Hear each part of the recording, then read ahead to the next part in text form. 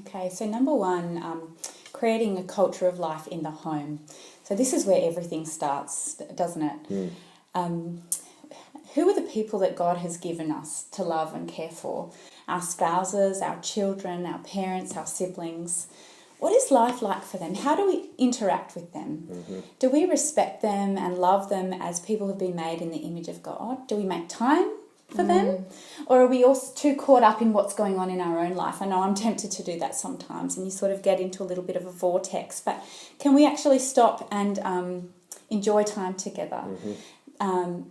Make rituals, celebrate birthdays, make sure that our children feel like they're listened to.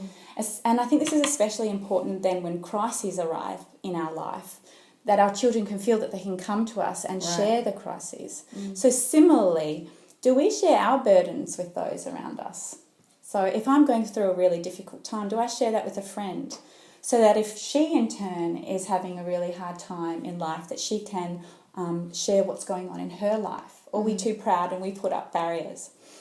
Things like just serving our neighbours, getting to know them, delivering them meals from time to time, or just collecting their mail. All of this helps to build a culture of life and to ensure that we experience life as something joyful and not something to be feared. And I think about this since having had my own children. I've thought about just how this this big issue in our society and in our church of abortion, how you respond to this within your own family then, and how you talk to your kids about the gift that life is, and about, as you say, okay, look, kids, you're old enough to see that this is not always easy for mum and dad, that we're struggling along with this, to be real about that. But we think life is a good thing, children are a good thing, marriage is a good thing, family life is a good thing. These are all gifts from God. It's not always easy, but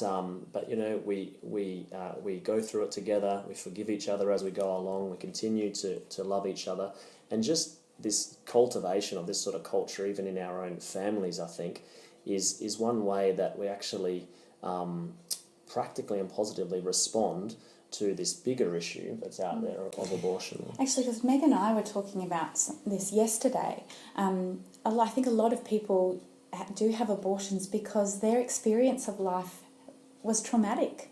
Their home life was traumatic. And you hear people today saying, why would I bring a child into this world?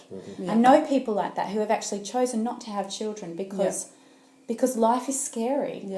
And so I think, what can we do to ensure that life, as I said before, is experienced as a gift or as a joy, not something to be feared? So that's number one, encouraging a culture of life in the home.